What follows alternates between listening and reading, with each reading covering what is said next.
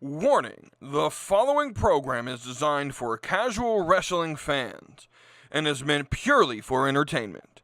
If you're SAWFT, proceed at your own risk. Viewer discretion is advised. Brother, I'm going run a wild Hulk Hogan.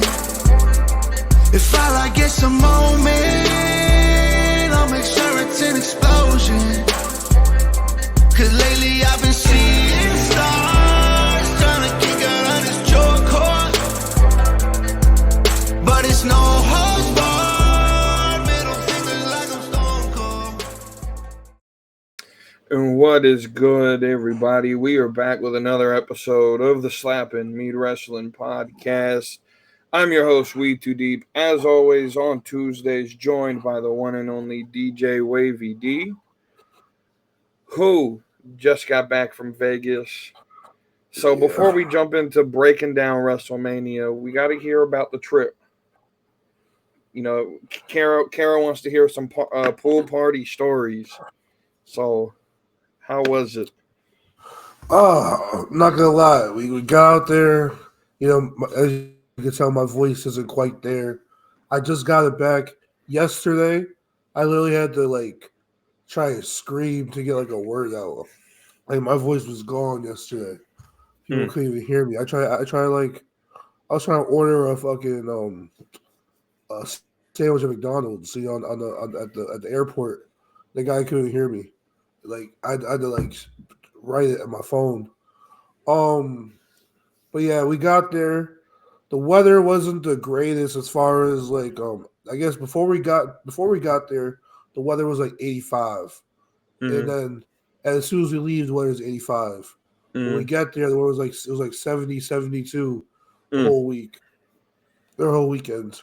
But that didn't stop me, you know what I'm saying? There was I got the pool. Pools were heated. I was chilling. The DJs were bumping.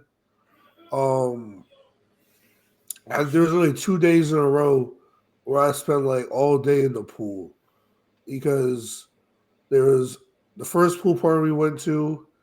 It was a little windy. I can hold you. I was in the pool though, but you didn't feel cold until you got out the water or the wind started to hit you.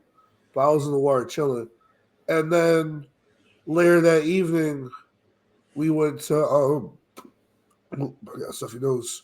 Later that evening, we went to WrestleMania Night 1, which, those who follow me on Instagram or whatever, who are in the Discord chats, I put, I was at Stadium Swim over at the Circa Hotel. So it had like 6 pools,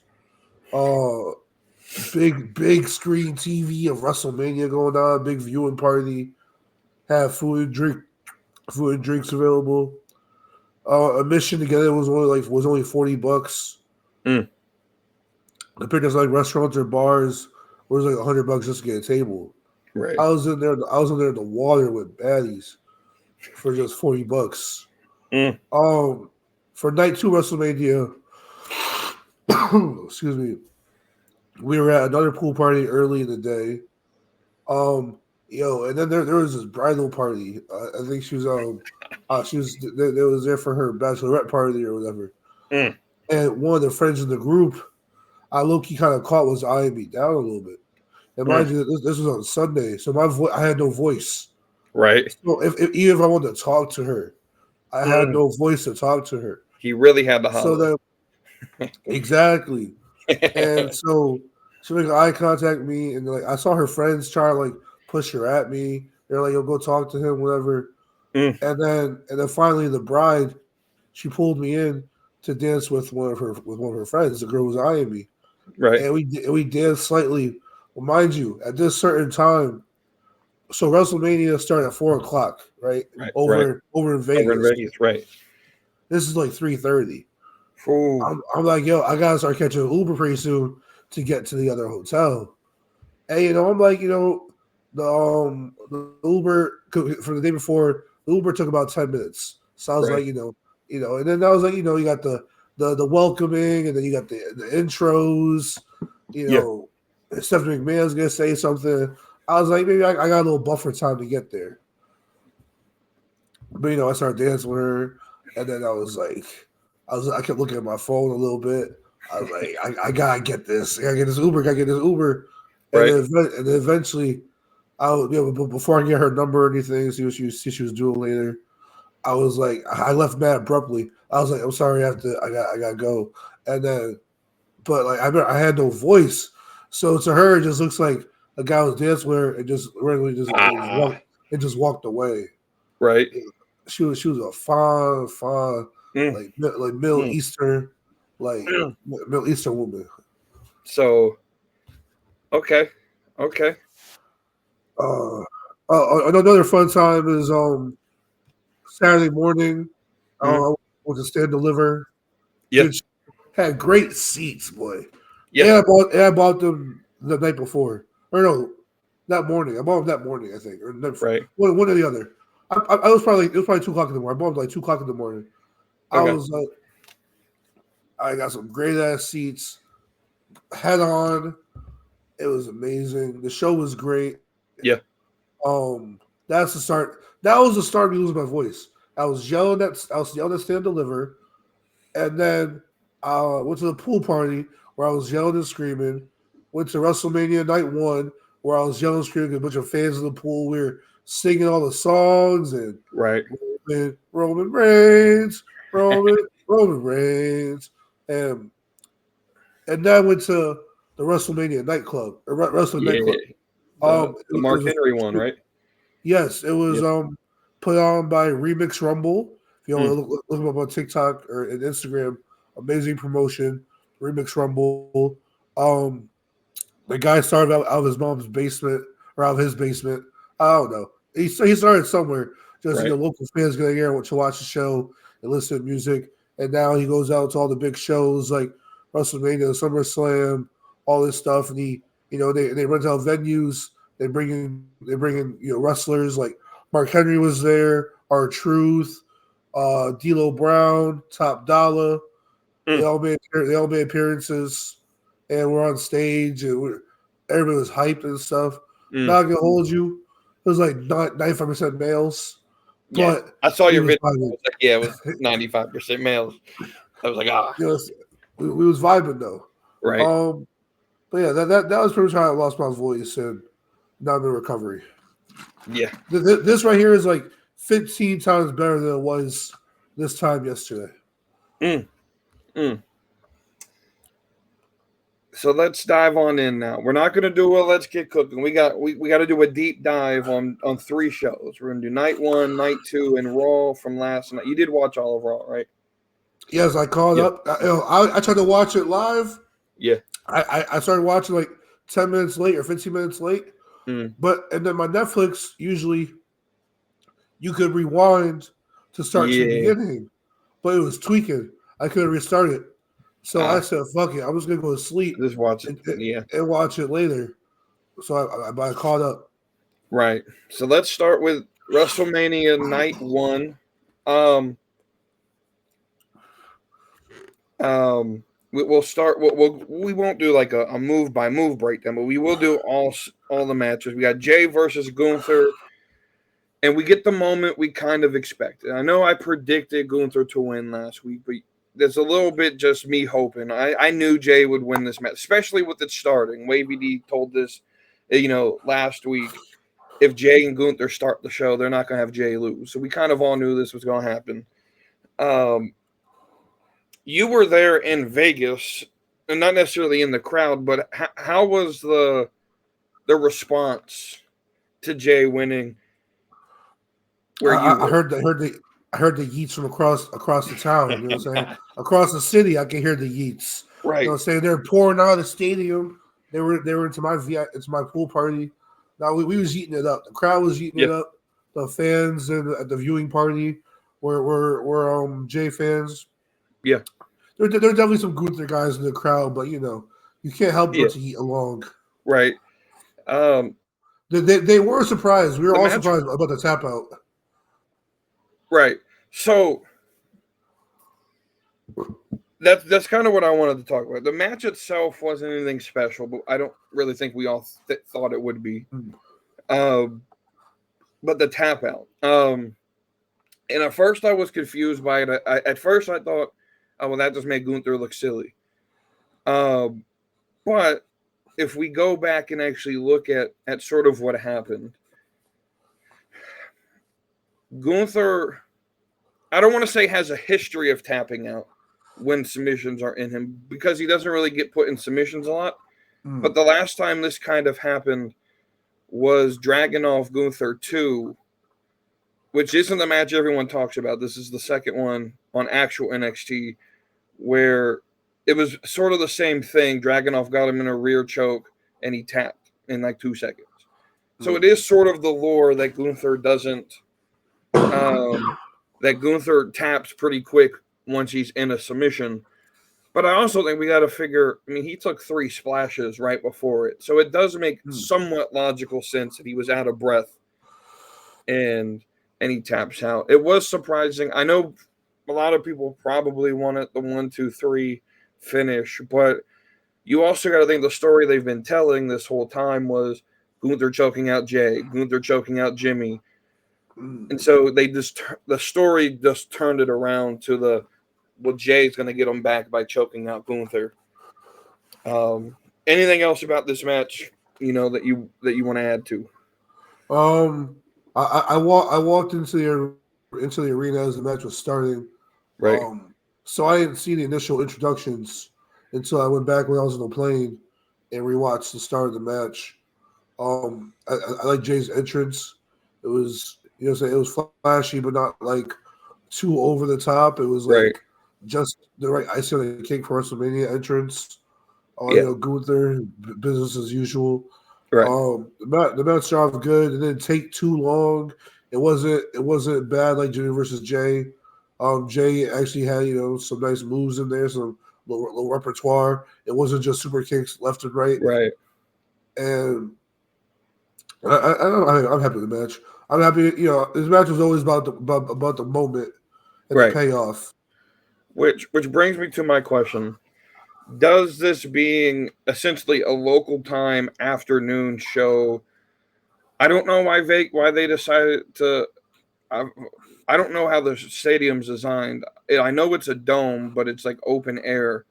Do you think like being afternoon? I know a lot of people were complaining that with the light shining in, it sort of took away from the moment. Did you? I didn't think that when I was watching it. I have a newfound respect for our West Coast fans because I feel like the show just sneaks up on you. Right. Because it was what, 7 o'clock on the East Coast or 8 o'clock on the East Coast? At 7 out in the East, yeah. Yeah, so I feel like I'm in the middle of the day doing whatever. Next thing I look down and I'm like, shit, wrestling starts in an hour. Right. And like, I was a little prepared for it sometimes. Yeah. So, and wrestling's always kind of like you settle in for the night, you watch some wrestling. This I was like for me, WrestleMania ends at 11 o'clock. It's fucking 7 or 8. Yeah. And you have a whole night to party, and I'm in bed. So, I literally had time to go back to my hotel, take a little nap, and then go out clubbing at like 11 o'clock. Right. We'll move on. Next match. New Day versus War Raiders. It was kind of, I'm going to be honest with you, it was exactly what I expected it to be. New Day was going to win. Didn't have to be all flashy. One of those sort of like slower matches. I thought the match was better than the Discord was giving it credit for. I thought it was. I feel like it would have been a really good Monday night main event. Yeah, a really good Raw main event. So that's exactly the way. Like if this match happened on Monday Night Raw after Mania, I feel like it would have gotten a lot more respect. I also feel. I think a lot of people, especially in the Discord, probably didn't like that it replaced the TLC match. What I think people need to realize, and what I had to realize in the moment, was that you need something for SmackDown after Mania. And that's going to be one of the big draws to get people to watch it, is the Street Profits and, what is it, DIY? or Motor City Machine Gun, or is it all three? I missed SmackDown this past Friday. I was out partying. Right. I didn't hate the match. I feel like the critique for especially night one was that it was super predictable. Everyone knows that I don't think being predictable is a bad thing. My number one critique is that, especially for this match, is like there wasn't a lot of story going into it. It wasn't a major focus, and because they didn't focus on it, it didn't feel special to me. It didn't feel like a Mania worthy match to me. But it wasn't bad. Like, I think a lot of people thought this match was bad. I thought it was decent. It like you said, it was a Raw main event. And you know, for those who like the deeper stories, this is one of the payoffs to the Karrion Kross story. Yeah. Kofi is one of the first characters that Karrion, kind of got his hands on when he came back. And now, Kofi and Xavier Woods got their titles back. Right. So we're 2 matches in, 2 title changes. We apparently are going to, but we have to notice something here that's starting off here.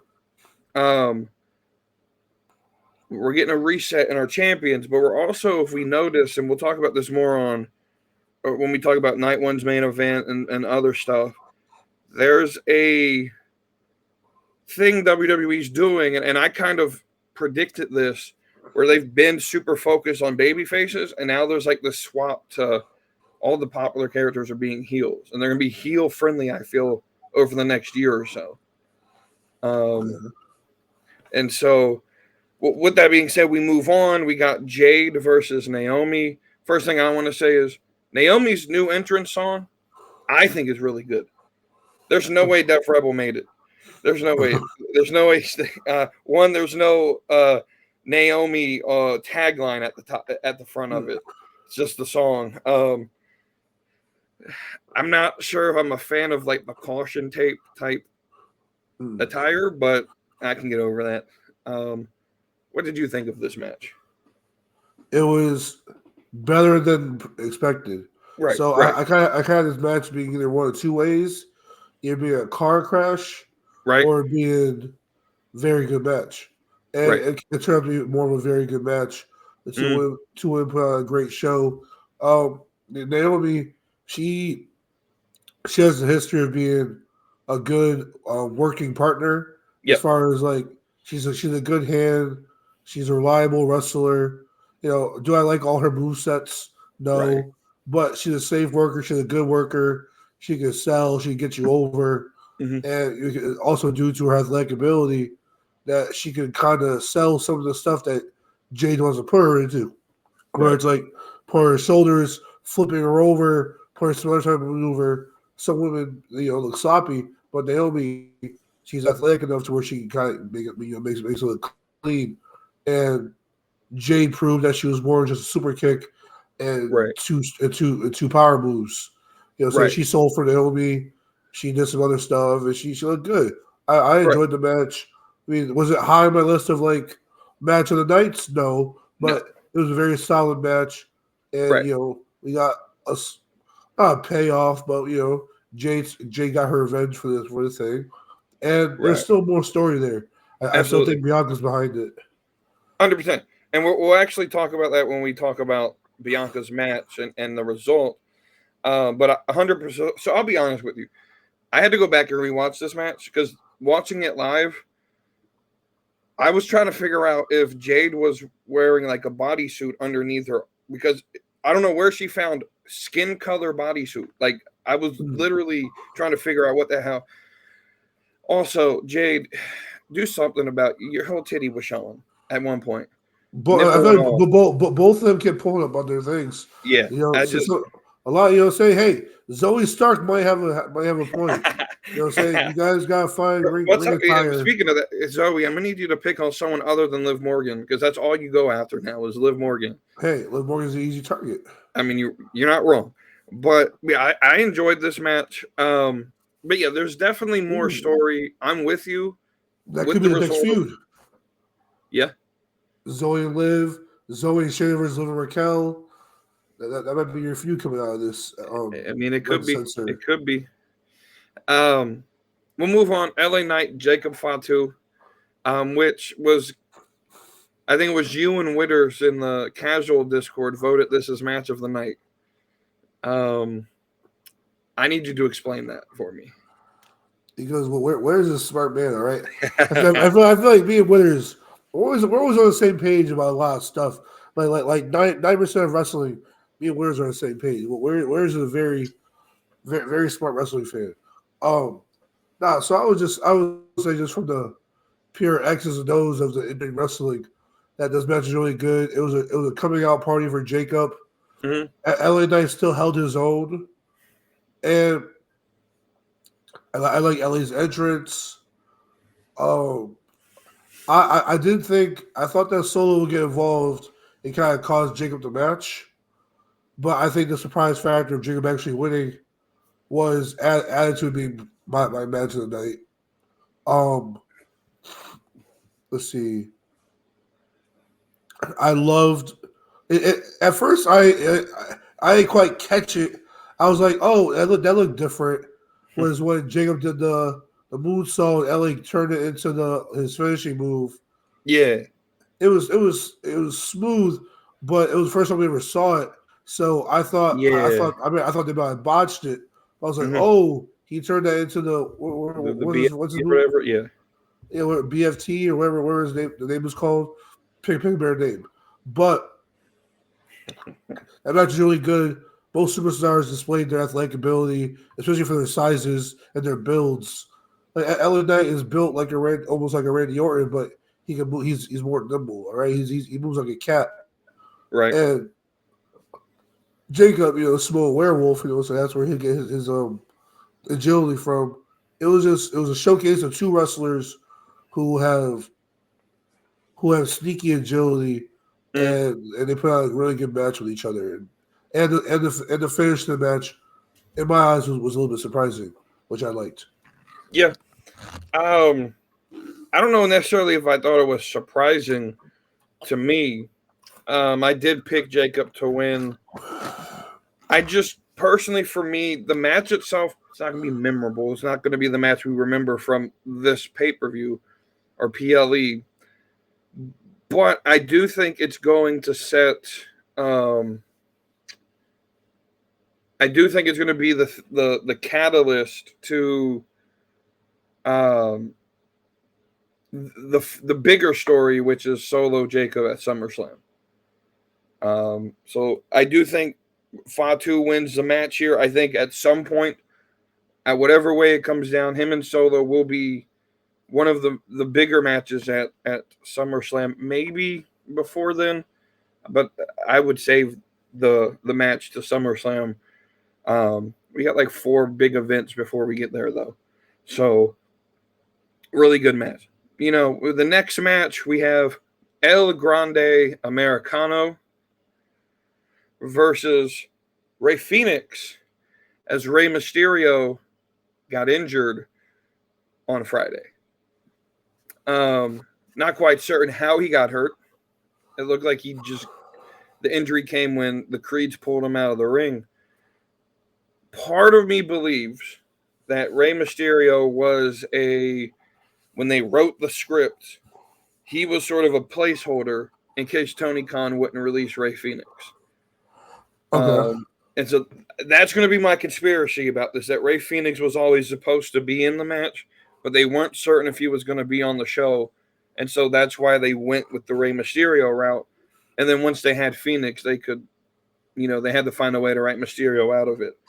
Now, Rey could honestly be hurt, and that could just be a crazy conspiracy. But either way, El Grande Americano wins his WrestleMania debut. What was your thought on the match? I thought the technical in-ring work was really good. I thought the display of just the movesets between each other was good. The athletic ability, the chemistry. I liked how El Grande Americano, he went about cheating to win. Right. I was happy that they just give Rey Fenix the win. I feel like it would kill Grande's character a little bit. Right. I feel like Rey could withstand a loss. It was only his third WWE match was at WrestleMania, which is wild. Right. And when it comes to Grande Americano, I like the way he cheated. I thought it was clever. You know, it's second time he did it, but I liked how it wasn't just straight to the insert it, do the move, and the match. It was insert it. He got caught up in a little bit of stuff. They fought for a little more, and then came back into play. They spun the block, came back around to it, to where Rayface was hitting the top rope walking kick. Right, and he kicked him. And at first I was like, oh shit, did he get hurt? And then I remembered, oh, he broke his toe. he had the loaded match. Which to me, I'm not trying to like bring this up. I didn't really want to, but that's a detail that Tony Khan wouldn't have had booked into a show, where Ray Phoenix and AEW wouldn't have sold that kick. But that's a major portion of the match. That's part of the story that needed to be told. Mm-hmm. There's still a lot in this gimmick for El Grande Americano. I need him to go down to AAA and just win everything. Just disrespect the fuck out of the people there. He could be the biggest heel in Mexico if he does it. The reverse 450, whatever the that shit was beautiful. That shit was beautiful. Yeah, that might be like one of the better moves of the night. I really enjoyed this, and at this point, I was like, so they showed the video with the next match, Tiffany and Charlotte, and I'm like, are we really 5 matches into the card already? Yeah, it was flying by. Night 1 flew by, night 2 even flew by. So we got Tiffany and Charlotte. Before going to them, how long do you think WWE has been in the works of acquiring AAA? I don't know like the exact. I'm sure there was something Triple H wanted to do. I'm sure he's been in contact with them for a while. I know before Vince took over NXT, he wanted to have like an NXT Mexico, and so it doesn't surprise me. I think the IWC overreaction of this is going to kill wrestling is exactly that. It's an overreaction. They haven't even had the first event yet. I don't see it any different than what Forbidden Door is, other than Tony Khan isn't doing what Triple H is going to do. What all this partnership accusation is you have a dying company in Mexico. CMLL is clearly number 1 over there now. And for whatever reason you want to blame, whether if it's Conan's booking or whatever, AAA is just not as popular as it used to be when Rey Mysterio and Andrade and all of them were there. Yeah. And so all this does is I 100% think WWE is not going to touch the branding. They may make it NXT Mexico. I don't think they will. I think they won't touch the branding. All this is going to do, and what this did, was pump money into this promotion. And it secured a lot of wrestlers to guarantee that this company that's about to die, you don't have to worry about losing your job. Unless you're Alberto Del Rio, there's no way they actually keep him on the roster. And Conan may lose his job. I don't know if they would want him as part of the, but I wouldn't get rid of him. Conan's been, from what I've heard, really in favor of working with WWE, so I wouldn't get rid of him. He's a brilliant mind. I'll definitely keep that. I would keep that kind of in between guy, that connection guy. Yeah. No, the reason I asked you how long you think it was kind of in the works is because it seems like everything's kind of like the stars are aligning perfectly to where WWE acquired AAA. You got the El Grande Americano character. You brought in Penta and Ray Phoenix. Right. You still have superstars like Mysterio, Dragon Lee. You got the LWO, the Gods of Fantasma. Right. Like it's kind of like everything's kind of lined up so where you can this could be kind of a strong thing, and, for time to come. You can possibly it might not be pertaining to the CML promotion. You might have impact on the main roster as far as like rebranding and regrowing a Mexican faction, maybe. Right. Yeah, 100%.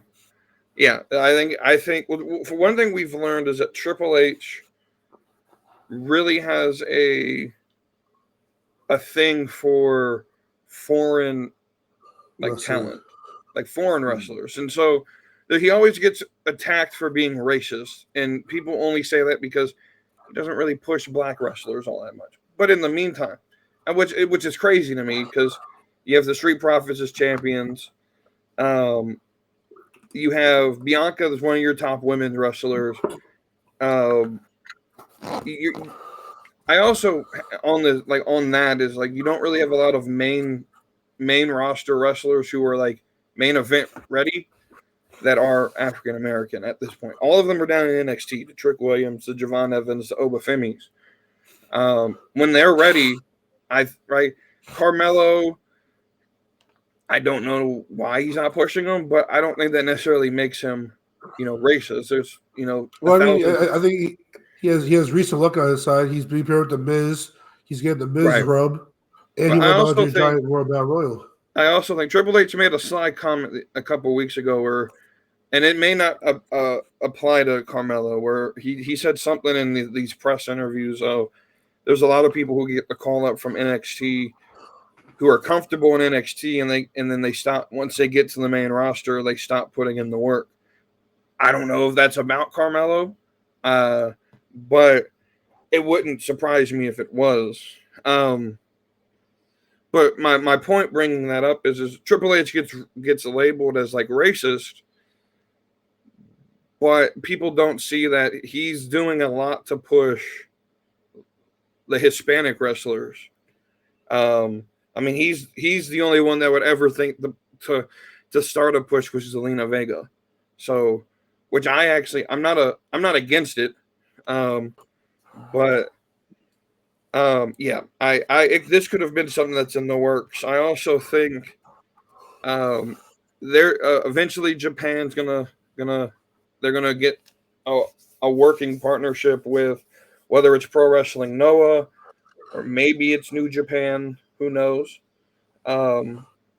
We'll see. Eventually they'll get there. But we'll transition into Tiffany and Charlotte. So Tiffany comes out first in the little Barbie box, which I thought was a really cool entrance. And then Charlotte comes out, and I don't know if this was planned, but Charlotte's like, "Hey, you're gonna wear pink? Fuck it, I'll wear pink too," which I wasn't the biggest fan of. I blame Charlotte for that. Tiffany's wearing pink. Tiffany's color is pink. Tiffany's wearing pink. I blame Charlotte for that one. Yeah, no, absolutely. Again, this whole feud has been messy, so it goes down that the match should probably be messy too. Part of me feels that Charlotte was sandbagging a little bit, especially towards the finish. And I don't know what I missed the part where she kicked her in the face and Tiffany lost teeth, but Tiffany definitely lost teeth. But then they were like back within like later that night. They were back by the end of the show when she was on the press conference. They were fixed. I don't know how the hell that happened, but I like Dirty D's his theory that Britt Baker's on the roster. Yeah, Britt Baker is backstage. It wouldn't surprise me. Tiffany wins, which I just got a little call out here. I fucking told everybody when Charlotte won, and everyone said, "Oh, she's gonna bury." No, I told you 8 months ago Tiffany was winning this match.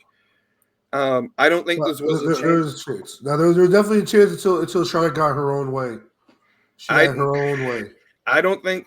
I 100% believe Tiffany was going to win this match no matter what. And what my personal opinion is that Charlotte Flair knew she had to put Tiffany over, and in my opinion, threw a fastball down the center of the plate to make Tiffany feel like the sympathetic woman who's getting bullied, and Tiffany didn't swing the bat at it. we can argue that on what's wrong or what's not. It doesn't really matter. Tiffany's still our champion. That's all that matters.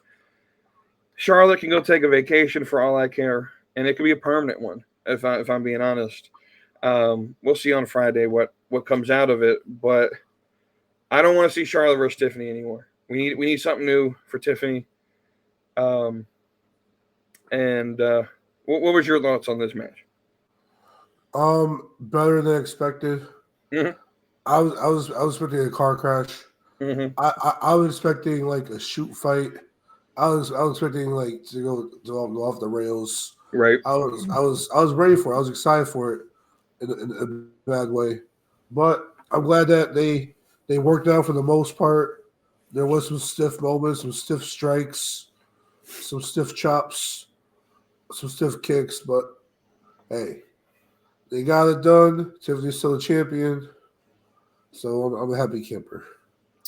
Yes, sir. So then we get to the main event, the moment everyone's been waiting for. Roman Reigns, CM Punk, Seth Rollins. Now, everyone knows that this deserves the main event. And so we get Seth Rollins in the ring. We get Roman Reigns in the ring. CM Punk gets played out by Living Color, which, I mean, it was all right. I'm surprised that those guys are still touring and singing.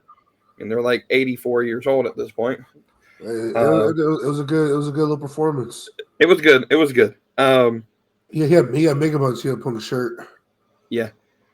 And then so we get the match started, and I think everyone was expecting some kind of tomfoolery to happen, some bullshit to happen. And there was a point in the match. I mean, first off, just before the ending happened, this was a great match just on itself. Oh yeah. It should have been main event night too. 100%. This should have been.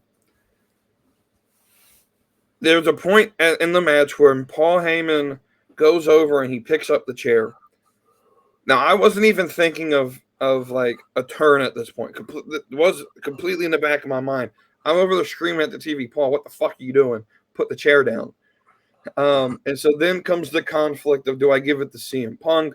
Do I give it to Roman? And because I'm just fully expecting him to yeet this chair over to Seth Rollins. Same. I thought he was just good. I thought it was gonna be a double turn right away. Yeah, and just slide to Seth. Because that's sort of how we've been sort of programmed that this would happen. Is that he would like act like he's giving it to Punk, but then he would push it too far, and Seth would grab the chair. But the way they did it was perfect. He gets in so he hands CM Punk the chair, and at first I'm like, okay, that's it. But then he gets in the ring. Yeah. And now I'm confused. Like, what are you doing in the ring? I mean, at that point, I knew what was coming next at that point. Yeah. At that point, it was kind of obvious. He gets, especially because he, like, lined himself up right behind CM Punk. And he gets down, and he delivers the first low blow. And at that point, I'm like, oh, shit, is he helping Roman? Where we all were focused on Rollins. And then he played into it too long. I'm like, okay, we know exactly what the fuck's about to happen. Yeah, I was in the pool. I was everybody near me. I was like, he's gonna low blow Roman too. Yeah. He's gonna low blow. They're like, no, he's not. I was like, he's going with Seth. Right. So Roman gets the chair, and it was at this point where Paul says, "My tribal chief, you can get justice for what he did to you 10 years ago," which I think Paul forgot last year, where Roman beat the fuck out of Seth Rollins, and that's what cost him the match. But we'll forget about that tiny mistake there, Paul. So then he lines himself up between Roman. I'm like, okay, here we go. And this man not only delivers the low blow, he wiggles that arm around to make sure every square inch of downstairs area of tribal meat has been conquered. Everything's been slapped down there. And he hands the chair to Rollins, and that's it. And we have the start of something that will eventually, in 2 days, become even better. And we'll talk about that when we talk about Raw. But this was the perfect finish. This, because this sort of saved night one, in my opinion. While everything was good, nothing was like above a 7 to me. Like night one was like a 7, and then this could bump it up to like an 8. And so thoroughly enjoyed everything about this. This was pure cinema. And this right here was going to make Monday Night Raw one of the best shows to watch. Now, anything else you want to add to that match? Before we go zoom forward too much, I guess a follow-up question is, we were talking in Discord about this being almost like an Evolution faction. You think there's a chance this be like a new Shield? I mean, either way, I think we get another member. But everybody's talking about how the character is going to fit a Randy Orton kind of character, right? So the first thing that came to my mind was Evolution, but and I thought of that because they've always done this thing where like Seth has always pretended to be Triple H. Basically, he's like the new Triple H. And so I don't know if this will be like Evolution 2.0. I know a lot of people are calling it a new Dangerous Alliance, which was Paul Heyman's thing when he was Paul E. Dangerously, which is the worst name I've ever heard in my life, by the way. But I don't know if again, that's the nostalgia fans trying to, and I'm guilty of it as well. That's us trying to push nostalgia on something. This could be something completely brand new. It could be a new Shield. Whatever it is, I'm down for it because I'm already entertained with what we got so far. So we end night one, perfect main event, in my opinion. We begin night two with the match I thought would start night two, right when I predicted this. Io Sky, Bianca Belair, Rhea Ripley. Though I'm just going to go ahead and say this. I don't think I'm alone in this. This match right here is the best women's match of all time in WWE. Best women's match of all time. This is a match that beats Bayley and Sasha at NXT for me. I'll go even one step further. This is the best women's match at WrestleMania of all time. But it's also the best WrestleMania opener of my fandom, because a lot of people will say Brett and Owen at WrestleMania 10 was better. Some people might even say Ray and Eddie. Right. So while I've been watching, this has been the greatest opening match of a WrestleMania. This match was legit perfection to me. I thoroughly believe these three women are the best three women's wrestlers on the planet right now. I don't care what order you put them in, but these are your top three. I would go Bianca, Rhea, Io, but I know some of y'all will think that's disrespectful to Io. What were your thoughts on this match? All I'm going to say is Uncle Wavy told y'all so. Okay. Io Sky. Io Sky. Io Sky. Io Sky. Io Sky. Yeah. Io Sky. Io Sky. Look, you told us. And I'll sit here and admit I was wrong. And good for her. Yes. So Bianca got too much drama on SmackDown that she has to work her way through first. Yeah. Before she spins the block. Her versus Tiffany will be nice, but but she has to work through her drama with Naomi and there's still some story there. Jade Cargill. Yeah. Rhea, say we can get Rhea versus Io running back. We can get this. I mean, I don't want to skip too far ahead to get to Raw, but there's some other storylines going on there. Io got her hands full on Raw right now. That's all I gotta say. Yeah, she does. Great fucking match, though. There's nothing more I could say to it. This is one of the greatest matches I've ever watched in my life. Nice. and it just showed. And here's what I'll say, right? Is as much as I complained about the story, there was a story there, and that's what made it entertaining. And we probably should have seen Io winning this because the whole story was the bigger girls bullying her, pushing her out of the way, saying she's not good enough, and then she overcomes it, right? And so easy story to follow there. Where it goes from here, we'll find out. I don't know if she's ready, but I would love an Asuka return for the belt. Run that back. Or maybe a Kairi Sane comes back from injury and we could run that. It's great. It's great because as much as we say this might have been the best women's match of all time, it still wasn't the best match of the weekend. Right. Which is crazy. It wasn't the best triple threat of the weekend either. Yeah. Oh, so when you say that, what would you say the best match of the weekend was? Since you brought that up. The best triple threat match of the weekend was Oba versus Javon versus Trick Williams. Yes, sir. And then it was his women's match, and then it was Seth, Roman, and Punk. Yeah. Stand and deliver. Look, I know a lot of y'all, especially in the casual audience, feel like NXT is a waste of time to watch. I promise you, first off, you're going to have to watch NXT if you're going to understand any of these storylines that they're about to start telling you. Because we got Stephanie, we got Io, we got Roxanne, or not Io, Julia, excuse me. We got Stephanie, Julia, Roxanne on here. We have the women's tag belts being, we got Tatum and Gigi on the screen on Monday.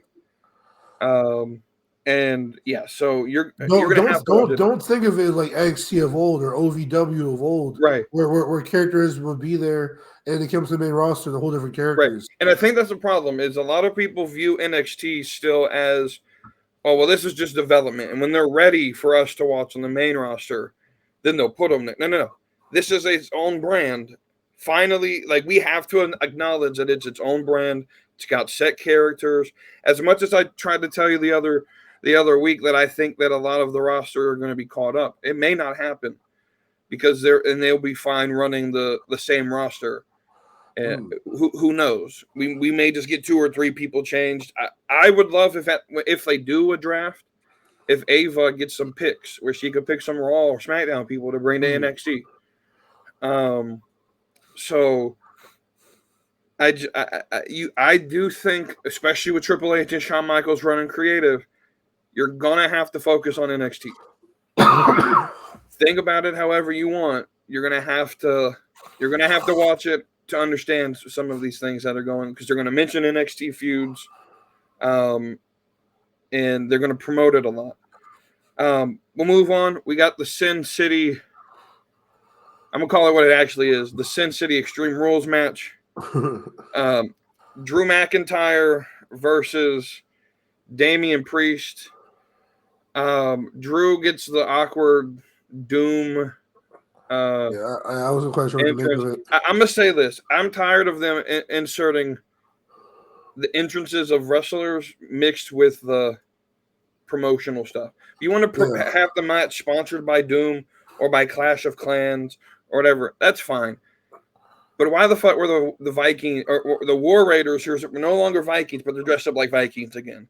Or Drew McIntyre's dressed up like a Doom medieval character for no reason. But Damian Priest gets a cool entrance being played out by Slayer. Which, if you're not like a metalhead, I know for some of us in the Discord, they didn't quite like that entrance. I thought it was fucking fantastic. And you can tell Damian Priest was trying not to fangirl over there. Yeah, that was this match. I'll say this: the match was not bad. The match was actually really good for what it was. My only complaint is it's not a fucking street fight. Can we stop calling them street fights? It's crazy is that the triple threat from the night before between the men went more into the streets, like into the crowd and stuff. Right. This one they go into the crowd. Right. They didn't even leave the ringside area, if I remember correctly. They maybe went outside a little bit to the aprons or to the tables and shit. But It's an Extreme Rules match. It's fine label. I know you want the fancy names, and it's not a street fight. We don't have to call it a street fight if it's not going to be a street fight. But we got banger match 1, banger match 2. We're good. 2 for 2 for night 2. Then we get the fatal 4-way. And we got banger 3. This match right here. Bron Breakker graduated up to the big boys, and we'll talk about him on Monday. But just like everyone's expected, this came down to Dominic and Finn, and that tension. Finn's getting ready to do the pin, and they kind of do the same finish we get with EO, but I don't think it's necessarily the same. Dom does a splash, breaks up the pin, pins Finn, and Dominic Mysterio is your new Intercontinental Champion. And something happened here. He got over organically, and now he's fucking cheered by. Well, Vegas is a weird crowd. This Mania crowd was weird because they were booing the faces, they were cheering the heels in some of the matches. It's kind of a weird crowd. Really, to me, that doesn't play into much of anything. But Bianca's getting booed in a few cities now. Yeah, so the thing is I just think people are tired of Bianca because I think here's the thing. She was in the ring with two women who have they have like cult followings. Yeah. Like Rhea Ripley has her stands, and Io has this uber hardcore, like, we love Japanese wrestling. Yeah. And I don't mean any offense when I say this, the little weird kids who watch anime in the corner. They have, James over here calling her my Joshi princess. I'm like, bro, calm down, you fucking mark. But just Bianca doesn't have that type of fan base. And so it doesn't even hurt my feelings, honestly, that she gets booed. I just wish that they would do something with it, and I think they will. Because I'm with you. She has a lot of story left to tell, and I think eventually she's going to pair back up with Naomi, and it's going to be unveiled that she was the mastermind that actually attacked Jade. And Jade remembered Naomi running away, but she didn't see Bianca when Bianca was the one that hit her or whatever, right? So I do think that's going to be the story. But we move into Randy Orton. Is that I can't really see, that's a little blurry. I got you. Oh, did Luca die on NXT? Well, it cut to black. Well, so that was the last segment I was watching before I came down here. Yeah, he was meeting with Stax Lorenzo, and then they were talking, but they were out in the desert, and then it cut to black, and then I came down here. So I don't know if they were like a follow-up segment. You know what's gonna be weird? What's gonna be weird is he's been on Evolve, and they taped that back in like July. So it's gonna be really weird when Evolve comes on Wednesday and Luca's on the screen. But Randy Orton comes out, and all week we've been saying it's gonna be Aldis, it's gonna be Rusev, it's gonna be Aleister Black. I don't know about you, but the one name that I did not consider was Joe fucking Hendry. Hey, you know what's crazy? Looking back at it, his name makes the most sense. Right. This makes the most sense out of anybody. I heard Jeff Hardy was potentially going to be the one they. I'm glad it's not Jeff Hardy. To be completely honest with you. Now, I don't want to talk about the match. It went exactly the way we planned, or we thought this match would go. Joe Hendry hit his spots. Randy Orton hit an RKO out of nowhere. Yeah. What I want to talk about is these fucking marks and the IWC, who are, oh my God, WWE just buried TNA. As if AEW, your precious AEW, didn't have Kenny Omega and Christian Cage come in and steal your title to where it was never on your fucking product. It was only on AEW.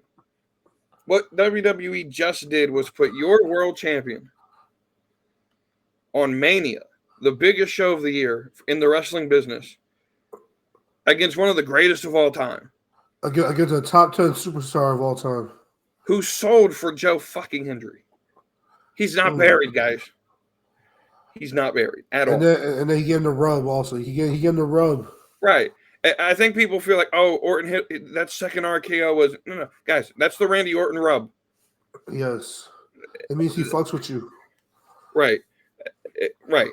But also, from everything I've heard from backstage, Randy Orton's sort of like a Brock Lesnar. He doesn't wrestle you if he doesn't trust you in the ring. And so the fact that he approved wrestling Joe Hendry means that he thinks that Joe Hendry's up to his level. So Joe Hendry, it makes sense too. Yeah, 100%. I mean, all these other superstars that we named, God forbid they have 5-minute match like Randy and Joe Hendry did. Right. Fans would be up in arms if Rusev came back. If Rusev came back, match. Right. And then we'll talk about how Rusev actually came back, and I got some opinions about that. But, yeah, like if Aleister Black came back and had a long ass entrance for a 3-minute match, oh, they're burying Aleister Black. Like, guys, Randy Orton was going to win this match. And also, what happened at Mania played into NXT tonight a little bit. Mm-hmm. I don't know if you got a chance to watch anything. I haven't. Yeah, I haven't watched anything. Logan Paul versus AJ Styles. Now, I'm going to admit, I did not enjoy this match. However, I understand why Logan Paul ran the style he did. I think they wanted to show that Logan Paul can wrestle. He's not just the flashy, spot fest. The spot fest wrestler. I still think he hits the best buckshot lariat in the business. That shit was clean. Every time he hits it is clean. Yeah, but I wasn't necessarily the biggest fan of this. I'm just glad they told a story and had Cross interfere. Because if that didn't happen, this match probably would have left a sour taste in my mouth because it really didn't tell much of anything. Yeah, I was not the hugest fan of this match. And you know what's crazy is that lately I'm not the hugest fan of AJ Styles matches. Right. But it's just because I know what he used to be. Right. And now that he's like maybe a gear or two behind, he can still do a lot of the offense, but he can't really take as much of the defense anymore. He can't take certain moves or as much because he's getting older. Yeah. And then his high flying, as much as he can do it, he can't do it as Monday through Friday. He can probably do it Monday, Thursday, and Sunday. Right. He can't do it every day, all day, anymore. So it's slowing down a little bit. And I'm more of a fan of heel AJ than face AJ. Yep. I like heel AJ. So if we can get Cross to kind of put that needle back in AJ's back again and get him back and to do some heel shit, I'm a fan of it. And also, another shot to carry Cross because another guy he was talking to backstage and getting motivated was Dominic Mysterio. Yeah. So that's another guy that's getting that's benefiting from this Karrion Kross kind of pulling the strings, puppet master storyline. Absolutely. And shout to Karrion Kross one time because I was at Bloodsport. Was it Bloodsport 13? Something like that. 13? XIII. Is that 13 or is that? Yeah, I think that's 13. Yeah. Whichever one it is, yeah. XIII Bloodsport. Karrion Kross did this thing against Kratos. Was it something Kratos? Mm-hmm. I forgot his name. That Kratos dude, bad motherfucker though. He a bad motherfucker. But shout out to Kratos and Karrion Kross. Had a good match. I'll give more thoughts on Bloodsport at the end of the show, but that was a good match. We'll move forward. Co-main here, which is where I thought this match would go. We got Liv and Raquel versus Lyra in her wings. She came out and apparently she forgot ravens were black and came out with white wings on. And her mystery, not so mystery opponent or partner, Becky Lynch. Now, I know there's some fans of the show, Kara specifically, that love Becky Lynch. I'm not gonna lie to you. When her music hit, it pissed me off a little bit. There were some people at the pool party. At that point, I was using it as my bathroom break to get some food Right. before the match started. I Yeah. was in line waiting for my chicken tendies, and there's some screens about the bar, and there's a guy to my left. The music hit. He goes. Ah. So it's not even that Becky's back. My issue with this, and we'll talk about. I'll go in deeper depth when we talk about this. It's one of the first things that happened on Raw, so we'll talk about them again in a minute. Well, first off, let's go ahead and we'll cover the Raw segment here as well, because the Raw match was better than the Mania match. And the Mania match means absolutely nothing because Becky and Lyra win the titles and then lose them right back again. I get it but my whole issue with this is this heel turn gonna fucking happen back in January. And you could have actually told a compelling story for Lyra's title that concluded at Mania. But that's a whole different rant, maybe for a Friday episode. I didn't hate the match. I wasn't a big fan of them winning the titles, especially knowing now that they gave them back after 2 days. No, 1 day. After 1 day, yeah. So, yeah, I don't know. This thing is, that's just my thoughts. I don't hate Becky. I don't love her as much as I used to.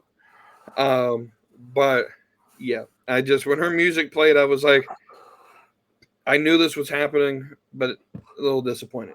Oh, the breakup happened like way too fast. It should have been more of a slow burn, like how like Rey Mysterio and Eddie Guerrero when they were tag team champions. Right. So that's my thing. That I guess that's what I'm saying is it irritates me a little bit more because the whole purpose of bringing Becky back seems to be to turn her heel, which you could have done when Lyra won the title on January 6th and had Becky come out and challenge her. And so for me, I feel like you could have still had the Becky moment at Mania where Becky won the title at Mania. I feel like that would be a bigger match than this random tag match that really doesn't have much meaning. Well, see, I would like them to be like tag team champions, and then. But even so, yeah. You have Becky and Lyra, who Becky's like, "Hey, I want to challenge you for that title," and so because the way the Reign Eddie storyline went was they won the tag team titles and then had no way out, and then instead of defending them at WrestleMania, Eddie was like, "Hey, I want to wrestle, like the best. I want a meaningful match." He was like, "I want to test out my skills against you, Ray. Yeah, to see who the better man is." And then Eddie went on to lose or whatever, and then he lost again, and that they started getting pissed. And then that's when we got into the slow burn of the Eddie heel turn. Of course we don't need like paternity tests and shit like that. But right. That's when we get the slow burn of Becky, and then finally she turns on her as we get not fully to SummerSlam, but closer to SummerSlam, and then you have the big pay-per-view match, the big title match at SummerSlam. Yeah, 100%. Like, I'm with you. If you're going to make them champions, at least make it last longer than 24 hours. Like, I'm a little bit annoyed with that whole thing. But the annoyance does not compare to what we're about to discuss, where the world blew up. The entire Twitter universe of wrestling fans blew up at this main event. John Cena, Cody Rhodes. Now, first off, John Cena, let me tell you something. I don't hate John Cena in this story. John Cena's playing the role perfectly. Yeah. I want to preface that. My frustration with this match was not John Cena. I don't care that he wrestled slow, methodic. That's what heels are supposed to do. I don't even care that you could visibly see him and hear him calling spots out. That doesn't bother me. He's been doing that for 12 years. The entrance of just being black and white, I fucking love that shit. That shit was. It was cool. It was cool. The only thing that I'm pissed off about with this, and I'm going to go a little. I mean, I did an episode earlier this morning, sort of explaining this, forgetting that The Rock was going to be on Pat McAfee's show. And oh boy, y'all just wait for Friday, because Dwayne's getting some more fan mail from me on Friday. My issue wasn't the match itself. The match was fine. It was serviceable. It did what it needed to do. Until you got to the fucking ending, and you sent out fucking Travis Scott. In the history books, this thing we've been waiting for as wrestling fans for the last 5 years was every time John Cena showed up, could this be number 17? And he gets it. And in the record books is going to say, with the help of Travis Scott. And I'm sorry. As a wrestling fan, that's not acceptable to me. That's not good booking. This is not a good story. John Cena plays the character fine. We got a little bit of, in this interview on Pat McAfee, we get a little bit of The Rock. I don't know if this is the truth or if The Rock is just bullshitting. I'm more than willing to bet that he's just bullshitting, but at least we get a reason as to why he didn't show up. It's because they paused the fucking "I Want Your Soul" story and just said, "Hey, John, go do your thing." Would have been great if you told us that on TV. But yeah, I'm not gonna hide my distaste for this ending and The Rock not showing up. Because you gave us 6 months worth of breadcrumbs, whether it's the bad blood, whatever the fuck this was, or showing up January 6th to put Cody over, and telling us you're now best friends with Cody and Mama Rhodes and Dwayne's mom. They're the best of friends now, and then you show up at Chamber or 2 weeks before Chamber and say, "I want your soul." Then you show up at Chamber and you get the cutthroat, and again the threes are held up, and you end the night there with Cena, Travis Scott, and The Rock, and there's no payoff. And I don't blame fans for being frustrated. I'm frustrated. This was I think it was you who said it. This was shit icing on a shit cake. Anything else you want to add to this? It's like, even if what The Rock said about how the "I Want Your Soul" storyline is paused, why is Travis Scott out there? Right. If you want to say, John Cena, have your moment, do your thing, why does Travis Scott come out? Right. Why not just have Cody and Cena put on a 5-star fucking match like the both of them could do at WrestleMania? Right. And John Cena goes over. Right. I mean, I get his heel character doesn't want to give us what we want. So here's the thing. I don't even hate the heel character. He'll have no choice, though, if Cody puts on a match with him. He has no choice. Right. So I don't even care about the character Cena's playing, right? All I care about is that I expected The Rock, because everything leading up to this told me The Rock should be here. Yeah. If you would have had Cena turn heel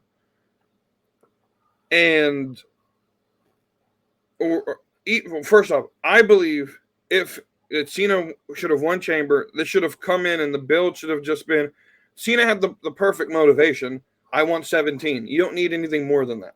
This should have just been Cody wants to defend his belt. Cena wants 17. And then at Mania is when you could have turned Cena heel. You could have had him, the ref bump. Cena takes the belt, hits Cody over the face. You don't need The Rock involved. You don't need Travis Scott involved. And then he can still do his promo on Monday like he just did. And he could still play the "I'm tired of this, I'm in an abusive relationship" bullshit. And do the whole date countdown shit. Right, and still do the dates. Yeah, 100%. So I feel like the last month and a half leading up to Mania was meaningless. So, I mean, it is what it is. It's crazy. I don't even blame Triple H, though. I don't blame Triple H. I blame The Rock. I think The Rock played 100%. So 100% this is The Rock. Like, I listened to this in this McAfee interview, and this was 100% Nick Khan, Ari Emanuel, seeing all the backlash from the people in the crowd. No, not so much those in the crowd, but the people online and everyone bitching about the finish. And they picked up the phone and said, "Bro, we need you on McAfee on Tuesday. You got to clean this shit up." And The Rock is a great bullshitter, Probably about he's on par with Hulk Hogan and how he can lie his way out of shit. The thing is none of us believe a word that came out of his fucking mouth today. The worst thing is, like, it could have been a shit ending, but a really good match. It was a shit match and a shit ending. Yeah. I feel that.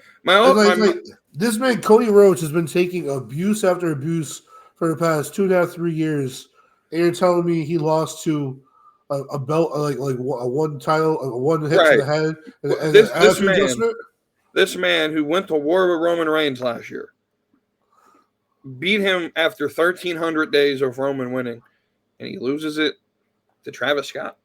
The man who went through hell with Seth Rollins, hell with Brock Lesnar, hell with not just went through hell with Seth Rollins. Not just went to hell with Seth Rollins. Went to hell through Seth Rollins with one good arm. He loses to Travis Scott. The whole bloodline. He went through the whole bloodline. And now he loses to Travis Scott interference. Right. Yeah. This ending is atrocious. And nothing they've done to try to clean this shit up has made any sense. It's making it worse. It's making it worse. 100%. I'll give more of a personal take to Dwayne on Friday.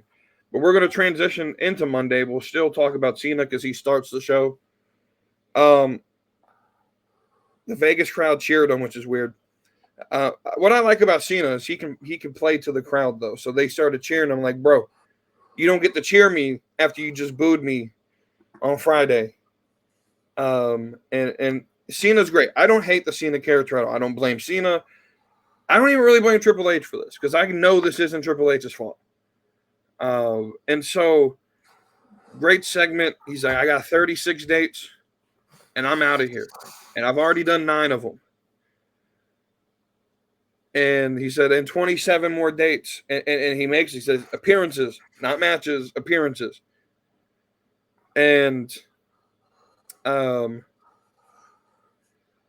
27 more appearances, which I know I think he's got 2 more. I think he'll be at Backlash.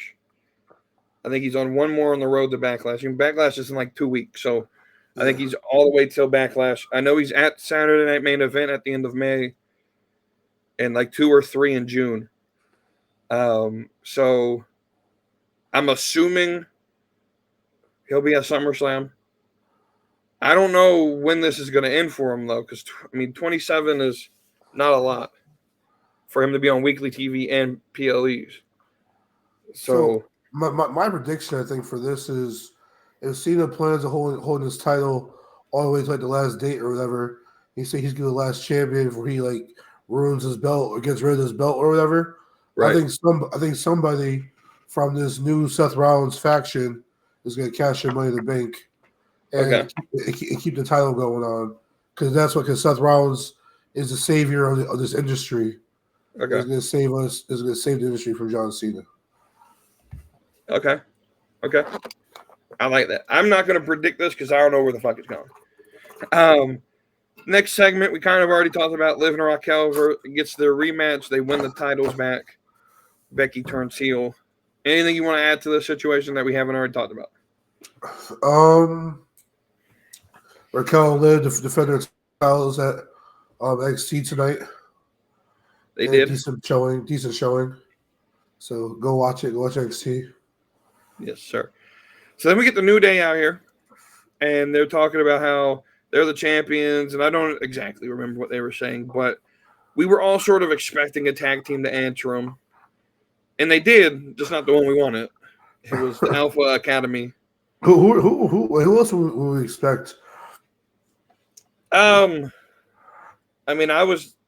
don't really know who we would expect, but I know I didn't expect Alpha Academy to come out. No, I'm not lying. When the music hit, I wasn't watching the TV, and I was on the way to the bathroom. So yeah. I thought it was the Creed brothers because that's the who the fuck I thought it was at first. I get the music mixed up. Yeah, because I wasn't really paying attention. I was in my phone at this point because it's the New Day, and I'm not really necessarily caring about the New Day. So the music hit, and I'm like, "The fuck are the Creeds out there for?"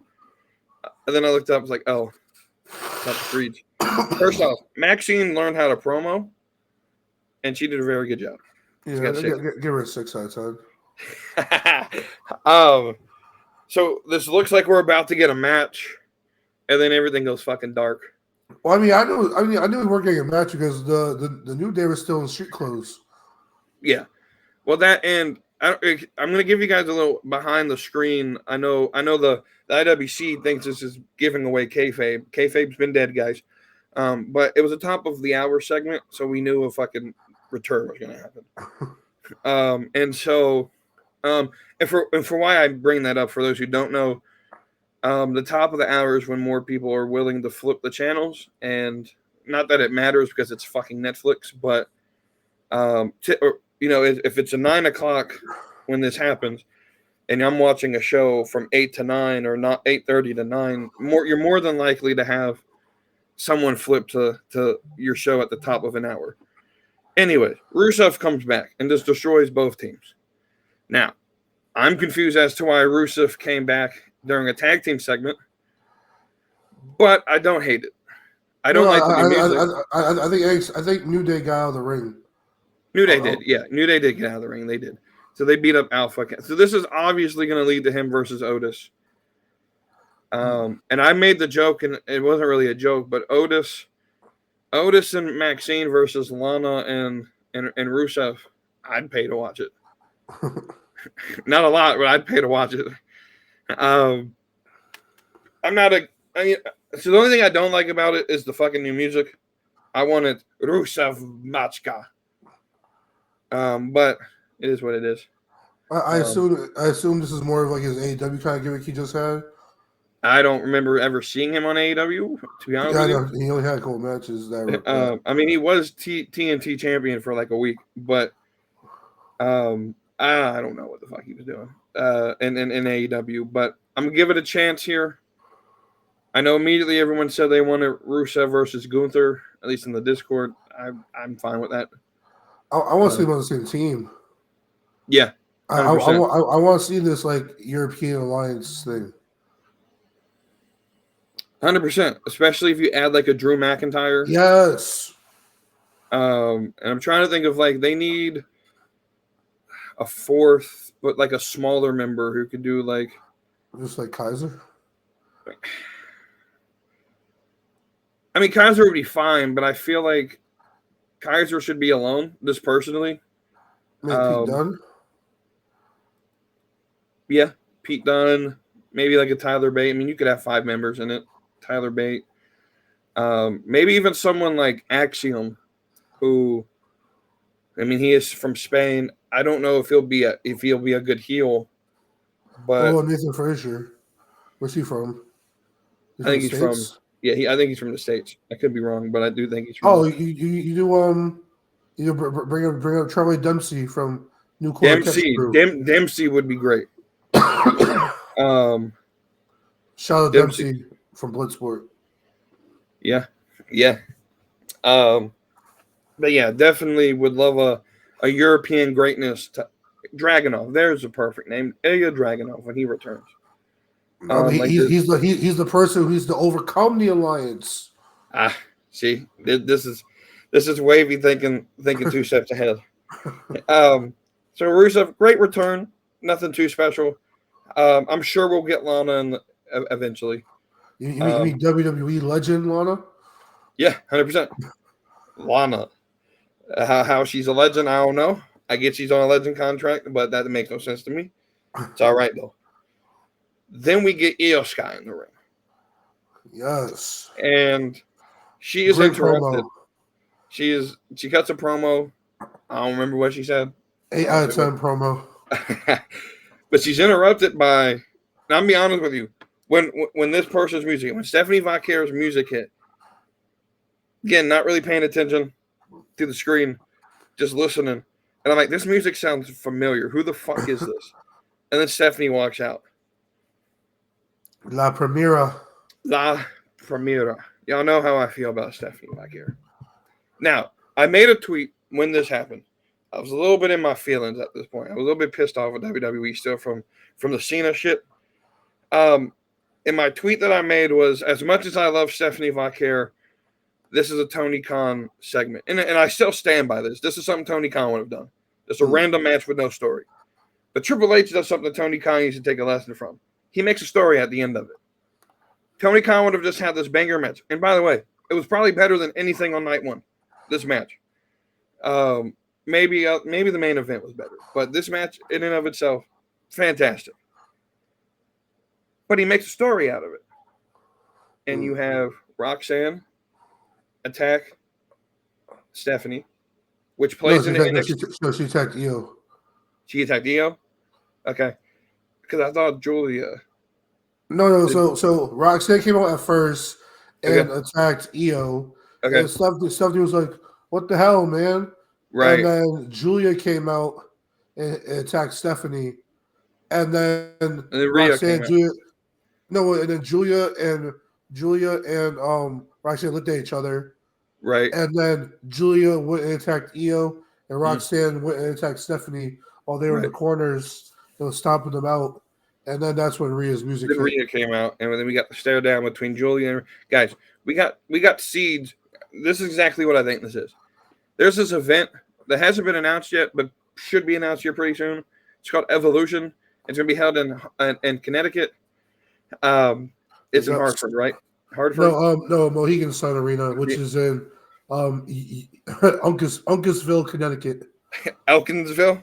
No, Uncas. Uncasville. Okay, that's where it's called Mohegan Sun. That's where UConn is, right? Yeah. Well, no, sorry. The Connecticut Sun play at Mohegan Sun. The UConn women, they play in Stores. Okay. That's where UConn is. UConn is in Stores. Right. But they play a lot of games in Hartford. Okay. Either way, there's an event called Evolution 2 that we're about to get. And this 100% was setting up for that. 100%. That's what I believe. We're going to get a lot of women. Guys, if you needed any other proof that the WWE women's division is the greatest on the world, just watch Stand and Deliver. Just watch WrestleMania Night 2's opening match. Just watch this match on Raw after Mania. This is all you needed to watch. You could watch the show on Wednesday. Or watch Mercedes when she travels the world and acts like she's the greatest thing on the planet. But none of that compares to what we got this weekend. I'm just gonna set the record there. Anything else about this segment you want to talk about? Oh, when we get closer to Evolution and they officially announce it, we gotta make a dream card. Yeah, absolutely. So I don't fully remember the order of how this went down. If I do remember, the Yeet Fest was next after this. Yeah, Yeet Fest, and then we went to commercial break, and then when we came back from commercial break, Gunther was at the table. Gunther was at the table. Yeah. So we'll talk about Yeet Fest real quick. Y'all just expect a lot of this for the near future. Oh yeah, Sami Zayn returned. Sammy was back. Everyone was fucking bitching. I don't know if you saw the people complaining because Sammy came back and there was a dude with an Israel flag behind him. Y'all are the most pettiest y'all don't even know this dude, and you're trying to get him canceled because he held an Israel flag up while Sami Zayn's in the ring. When 90% of the Raw After Mania crowd are foreign and they hold up their flags. That's what they do. There's a guy with a Nas Reed flag at both nights of WrestleMania. Right. Shut the fuck up. Just stop. Nas Reed, the basketball player for the Timberwolves. Oh, I'm so done with these people. Anyway, we got Yeet Fest. We got a little celebration. We got Big Jim in the ring. I'm a little disappointed because Roman should have been there too. But maybe that's down the line. He has his own something to worry about right now. I don't know about you. I'm a little bit tired of the Yeet. I'm a little bit tired of Yeeting after this weekend. There's two things I don't ever want to do again for like 2 more weeks. Yeet and hear Fiend. I'm tired of that fucking song. I mean, even Jay's been eating a little less too. On his way to the ring, he's been eating a little less. He's been getting to the ring a little faster. Yeah. But yeah, we come back from commercial break. And this man Gunther is fucking yapping at Michael Cole. And this man, Michael Cole, stands up and says, well, at least I'm not the one that tapped out like a dumbass. So Gunther puts his hands on him like he probably should have. And Pat McAfee gets involved. And Pat McAfee fucked around and found out. And then we spent the remaining of the show hearing Michael Cole bitch about how commentators should not have to fear for their life, as if JR didn't get fucking set on fire. You know what I'm saying? What an era we're in. What a segment. Gunther, I don't know if he heard Notorious D or if he heard us say he needs to flip the switch, but if he flipped the switch, and I'm thoroughly enjoying this. Now we got Gunther versus Pat McAfee. Sometime down the line. Is that an overseas match? What's next? I know Backlash. So we got Backlash. It's like St. Louis or whatever. We have Backlash in St. Louis. We have Saturday at main event in Tampa. There you go. Which is going to be a big event because it's going up against AEW's Double or Nothing. The show in Texas? The show in Phoenix. Not All In, but the show before that. Double or Nothing, which is, a lot of the stories that are going to play into the Texas show. But all the AEW fans are complaining because WWE has the whole weekend. They have a whole other state. Whole other state. Whole other side of the country. Whole other state. It should not affect your arena numbers, your in-person numbers. Right. I doubt anyone who already had tickets to AEW in Phoenix is like, hey, maybe I should fucking Tampa. To cancel my flight and go to Tampa for NXT, for WWE Saturday main event. Or NXT Battleground, which is going to be a banger of event, by the way. But yeah, it's like I doubt the AEW fans who buy tickets to AEW pay-per-views are the fans who would change up and go to a WWE main event, which has had mixed reviews so far. Well, yeah. There's nothing important going to happen at main event. So don't bitch and complain. Right. Your viewership numbers, maybe. I'm saying your who shows up in person should not reflect what WWE does. Absolutely. This man Gunther, is crazy. We get Dom Gunther versus Pat McAfee at Tampa Saturday's main event. I'm down with it. I would say hold off for the international crowd because they'll be fully behind fucking Pat McAfee. Yeah, their fucking chance. McAfee. Then we get Dom versus Penta for the title, his first title defense, and JD McDonough returns, which I was happy for. I'm glad to see him back. This adds a little bit, there was a backstage segment earlier with the Judgment Day where, Finn's been playing this little, like, I'm annoyed with you, but you know what? I'm going to forgive you. They're teasing the turn. Yeah. And I think that's going to be a SummerSlam match, Finn and Dom for the title. But now that JD's back in the mix, it adds another level to the story. 100%. It'll make it a lot easier for Finn to split when JD was gone. But now JD's going to be back and be buddy with Mysterio and help him defend his title. That's another level.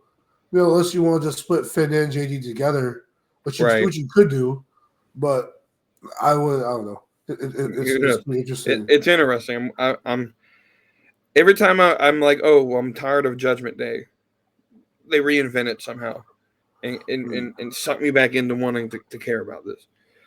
So then we come to Seth Rollins. Paul Heyman in the ring. I don't actually remember what was said during the promo. Same. I was a little sleepy. All that I know is CM Punk showed up. And then Roman showed up. And then Roman Superman punched Paul Heyman. Mm-hmm. This is lining up the spear. He was about to spear the soul out of Paul Heyman. But unbeknownst to us, this man, Bron Breakker, comes in wearing his favorite black hoodie and spears the soul out of Roman Reigns. Oh, my God. Who is it? Who's the only guy that size? Oh, that's Bron Breakker. And we have a new alliance here. Bron Breakker's part of this new faction, unnamed, One thing we did forget to talk about, I do want to talk about real quick, though, before we move forward. In the Cena segment, Randy Orton RKO'd him. Which, oh, yeah. I don't know how we forgot that, but that's going to be your Backlash main event. Kind of expected it to happen this way, but I'm not upset with it. No, the reason I'm so upset, the reason why I think Cena should have won the title later down the line is I want Orton to get this win at St. Louis. Right. 100% agree, because Orton's going to have to lose this match. Yeah, no. So I do think we'll get another Travis Scott appearance. 100% believe that. And Travis Scott's gonna eat an RKO. I hope so.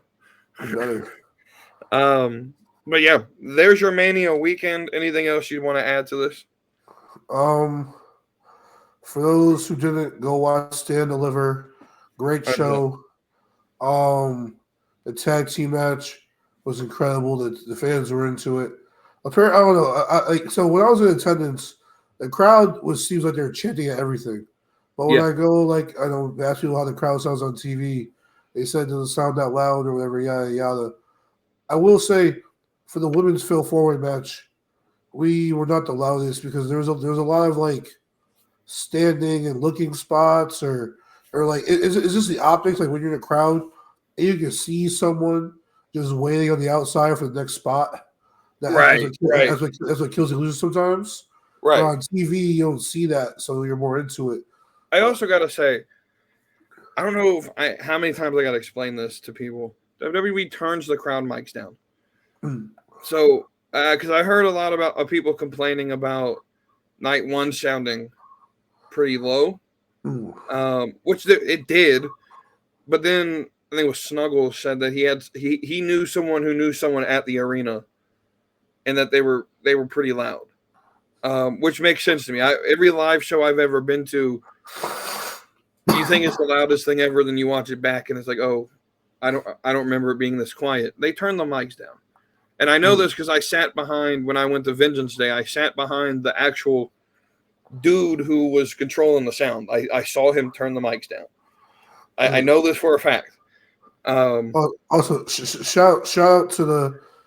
It's not even a shout out. I want to shame you. Shame you to the people in the crowd who during a standard tag team match or a standard one-on-one match start chanting, "We want tables." What the fuck we don't? We don't want a fucking no contest finish. Right. All right. I'm tired of that chant in general. Save that for a triple threat match or a ladder match. So something where you could use tables. Okay. Right. And also the new table is the announce table. Speaking of ladders, you went to the show that had the only ladder match this weekend. Yes. What a great match that was. It was a good match. It was a few spots too shy for my liking. 100%. There's a few. There was room for a few more ladder spots, but they're like, hey, you gotta give Sol Ruka her moment with these fucking her finishers. But there are a few spots too shy. Yeah, I agree. I can agree with that. There's one spot I wanted to bring back. The problem is that you need such an athlete to pull it off. That's hard to do. The Shelton Benjamin, when he runs up the ladder spot and clotheslines the other guy on the other ladder, we need that spot back. They tried to, I think, with Shotzi one time, but she couldn't. Shotzi's not athletic at all. I think Nathan Frazier could do it. He's quick. Oh, yeah. But yeah, that tag match, I was into that shit. Oh yeah. That 100%. I will second that. Go watch Stand and Deliver. Shout out Bloodsport. Over at GCW. I will say I went to the event with three of my friends. One of them a wrestling casual, he likes wrestling. The other two don't really watch too much. One of them tries to watch a little bit, so he knows what I'm talking about in my podcast. Right. But they are not really wrestling fans. And so I brought them to the wrong GCW event. I should have brought them to when he was fucking light bulbs and chairs and shit. Right. I brought them to one that has no ropes. It was just you brought him to the MMA show. Yeah, I brought him to MMA where he's fucking grapple and hit a little hard. But it was too technical. And Right. it was like fucking like 10 matches. Yeah. I don't know if I could have gone to that show. I'd walk out of boredom. The one match that really disappointed though, which I thought was gonna be the best match of the card, was Zack Sabre Jr. versus Jonathan Gresham. Which is crazy because I remember you posted that. When was it? That was a Thursday, right? Yeah. And I remember you saying you were disappointed in Zack Sabre, and we were talking like in the Discord about who is our top 5 best wrestlers, and James had Zack Sabre in his top 5, and I'm like, ooh, you might be the only person in here that. I think it's just that type of match, like those two were because they're trying to tell the story of like going the distance and like running out of time, and then the fans chanted one more round or encore or whatever. So he said, "We're gonna give you guys another 5 minutes." I'm like, okay, and so they wrestled some more, and we got a finish. But those two would have been better in a traditional wrestling match. Right. Those two aren't meant for Bloodsport. Right, 100%. Well, there's that. We'll end this episode here. This is your deep dive of WrestleMania weekend. Tune in Friday. I got a lot to talk about as we're on the road to Backlash. I'm going to give my opinions on where I think the show's going to go, or where I want it to go. And I got an open letter to Dwayne. But until then, I will see you guys on the next episode. Thanks for watching. Like, share, subscribe. Have a great rest of your week. So hit that subscribe, come along for the ride. AEW, WWE, we're always on side. From fantasy booking to baddies that slay. Slapping, meet, wrestling every Tuesday.